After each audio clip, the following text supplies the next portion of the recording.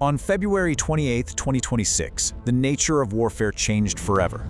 That date marks a profound shift, the beginning of what analysts are now calling the first true AI-driven war. So what does that really mean? Let's get into it. In just the first 12 hours of the conflict, a joint US-Israeli offensive launched nearly 900 strikes against targets in Iran. Just wrap your head around that for a second. A pace of operations that was, until that day, completely unimaginable. So the big question is, how? How is that even possible? Well, that's what we're here to break down. And the answer isn't just about bigger bombs or faster jets. It's about a complete revolution in how military decisions are made, and it's all powered by artificial intelligence. This conflict, it's a real turning point in history. And what's so wild is that the revolution wasn't the weapons themselves. It was the decision-making behind them, the speed and the scale. You see, for the first time ever in a major conflict, AI wasn't just some background tool crunching numbers. No way.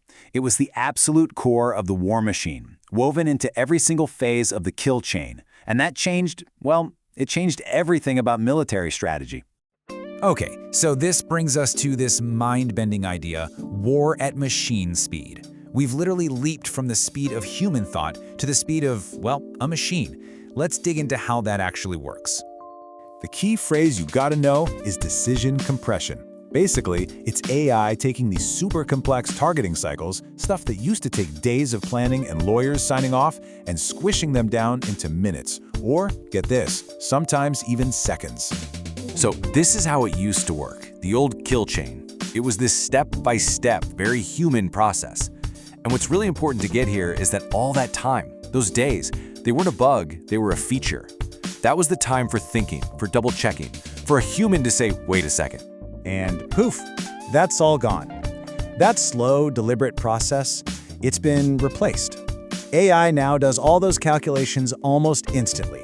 We're talking about strike recommendations coming in, as one analyst put it, faster than the speed of thought. So what is this AI engine? Well, at its heart is Project Maven, the US military's big AI baby.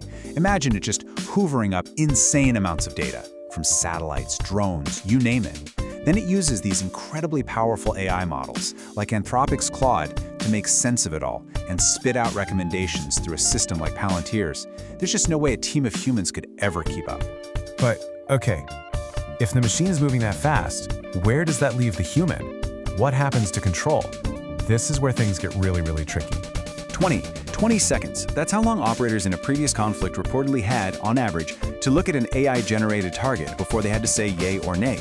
20 seconds for decision that could mean life or death. And this taps into something psychologists have known about for a while, automation bias. It's our built-in tendency to just trust the machine, you know? If it's fast and it sounds confident, we just assume it's right. And that's the real danger here. It's not about evil robots taking over.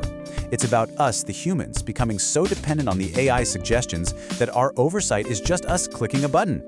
Yeah, and this quote from an expert just nails it. The whole human-in-the-loop idea, it can start to feel more like an excuse, a legal fiction, than a real safety net.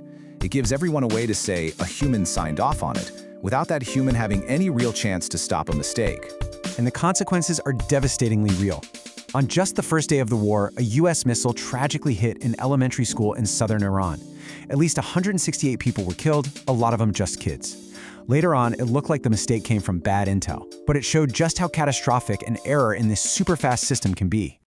Now, there's another huge player in this story we have to talk about, the big tech companies that are actually building this AI. Their role has become absolutely central and, as you can imagine, super controversial. The first day of the war was just nuts. Check this out. In the morning, the Pentagon actually blacklists an AI company, Anthropic, because they wouldn't get rid of their ethical rules.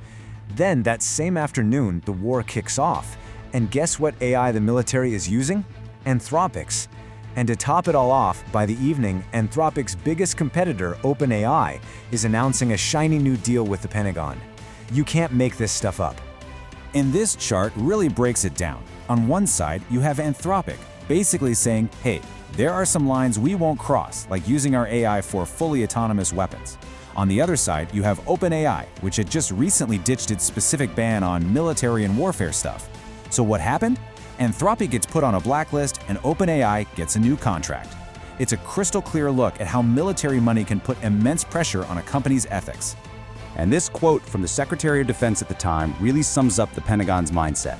For them, speed and winning come first. They're not going to let what they see as the ideological whims of tech companies get in the way. Okay, so let's zoom out. What does this all mean for the world? If this is the new reality of war, what are the rules? Who's the referee? The scary truth is, there really aren't any.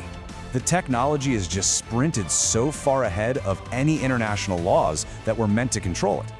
The conflict in Iran didn't create this problem, but man, it sure did shine a massive spotlight on it. And it's not for lack of trying, sort of. For years, the international community has been talking about this. You've had the UN, various conventions, but it always ends the same way. A lot of talk, a lot of nice-sounding principles, but zero binding, enforceable rules. Nothing with any teeth. And what happens when you have no rules? You get what experts are calling an accountability vacuum. Because without clear laws, when something goes horribly wrong, it's pretty much impossible to say who's actually to blame. Which brings us to the final, haunting question. When an AI-driven system makes a fatal mistake, who is held responsible? Is it the programmer who wrote the code? The company that built the model? The commander who trusted the recommendation?